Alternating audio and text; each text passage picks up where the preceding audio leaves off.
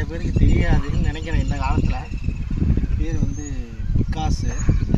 இது பார்த்திங்கன்னா இதுலேயே என்ன பெரிய சைஸ்லாம் இருக்குது, பட் ஆனால் இது கொஞ்சம் சின்னது. இது வந்து இப்போ நாங்கள் இந்த கொடிசியாவில் வாங்கினோம். அதை இது வந்து பக்கத்தில் அப்படியே காட்டுதான்.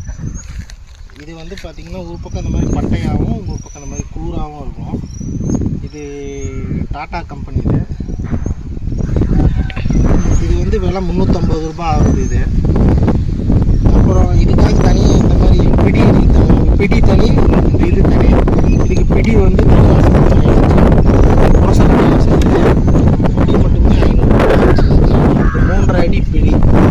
இது இப்போ இது எதுக்கு இதை அதிகமாக பயன்படுத்துதுன்னா, மரத்து எண்ணெய் நான் கவர் ஆகிறேன்னா இப்போ எதுக்கு இது அதிகமாக பயன்படுத்துகிறோம் அப்படின்னாக்கா, மரத்தோட வேரை குழந்து எடுக்கிறதுக்காக இதை நம்ம பயன்படுத்துகிறோம். பெரிய பிக்காஸாக இருந்தால் அந்த மாதிரிலாம் இன்னும் பயன்படுத்தலாம். இது சின்ன சைஸாக இருக்கிறதுனால கொஞ்சம் வயலில் இருக்கிற கல், சின்ன செடி வேறு, வேப்ப மரம் வேறு, அது மாதிரிலாம் பயன்படுத்தலாம். இப்போ இது மாதிரி ஒரு பெரிய புஷ்ஷான ஒரு புல் இருக்குது, வேரோடு எப்படி பொழக்கிறது ஈஸியாக வரும் பாருங்கள், காட்டுறேன் பாருங்கள். இந்த மாதிரி ஒரு பெரிய புஷ்ஷியாக இருக்குது. இது நம்ம கடப்பாறையில் தான் போட்டு குத்தினா ரொம்ப நேரம் வேலையாகிற மாதிரி இருக்கும். இப்போ இதில் காட்டுறேன் பாருங்கள்.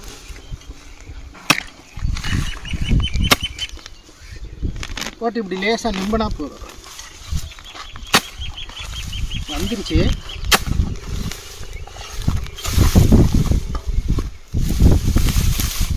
அவ்வளோதான். ரொம்ப சும்மா சில்லான மணி துளிகள்லேயே நம்ம இந்த வேலையை முடிச்சிடலாம். ரொம்ப ஈஸியாக யூஸ் பண்ணலாம் இதை இப்போ பெரும்பாலும் நிறைய பேர் இதை யூஸ் பண்ணுறது பார்க்குறதில்ல. நிறைய பேர் இந்த மாதிரி விவசாய கருவிகளை நீங்கள் உங்கள் வயலில் பயன்படுத்துங்க. ஸோ எவ்வளோக்கு எவ்வளோ நம்ம டெக்னாலஜியை யூஸ் பண்ணுறோமோ அவ்வளோக்கு எவ்வளோ நமக்கு வேலையும் சுலுவாக முடியும். வாழ்த்துக்கள்.